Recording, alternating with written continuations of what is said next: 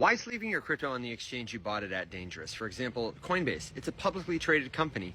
Why isn't it trustworthy to keep your crypto there? You may hear this from other creators, but you're not going to hear it from me. What I like to tell people, if you are holding your crypto with a company, you're trusting them to hold crypto for you, like Coinbase, like Kraken, like Crypto.com, like Uphold, like Robinhood, like Revolut, so on and so forth. Any company that gives you a username and a password instead of a private key or a seed phrase where you log in to buy or sell or trade crypto according to their terms and conditions, where there's limits about what you can do, how much you can have, how much you can withdraw, etc., etc. These are centralized exchanges. That's what we call them. That's the term for companies like this. And they provide a needed service. They are convenient, they are secure, they are easy to use, and they are many people's best first step into crypto. But here's the thing.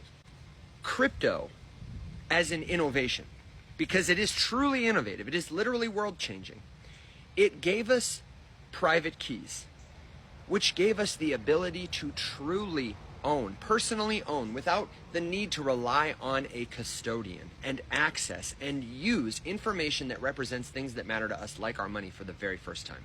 That's what's novel about it. And you can understand how that might change the money industry by removing intermediaries like banks or Western Union. But what I want to impress upon you is that it will do so much more for any kind of information, not just money. Think of all the digital information that matters to us related to our records, our identity, our stories. A lot of that happens online. Digital ownership has never before been possible. Now, because of private keys, because of cryptography, because of blockchains, it is possible, okay? You do not get those benefits, those truly innovative, world-changing benefits, when you keep your crypto on an exchange. You can't take it anywhere you want and do anything you want with it without anybody else's permission, just because you have an internet connection and a desire to do it. And that, it may not be necessary for every single person who uses crypto. Some people might just want to buy some Bitcoin.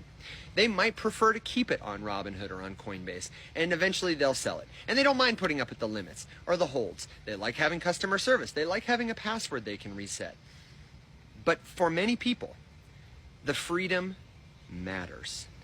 And everyone, even if it doesn't matter to you, should learn about the opportunity they have to truly own, and therefore get all the rights of ownership of a piece of digital information, in this case, their money.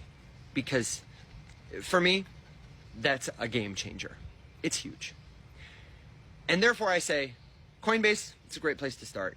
But if you, like me, are concerned about that, it's not your final destination. But if you want to keep stuff there, I think it's totally fine.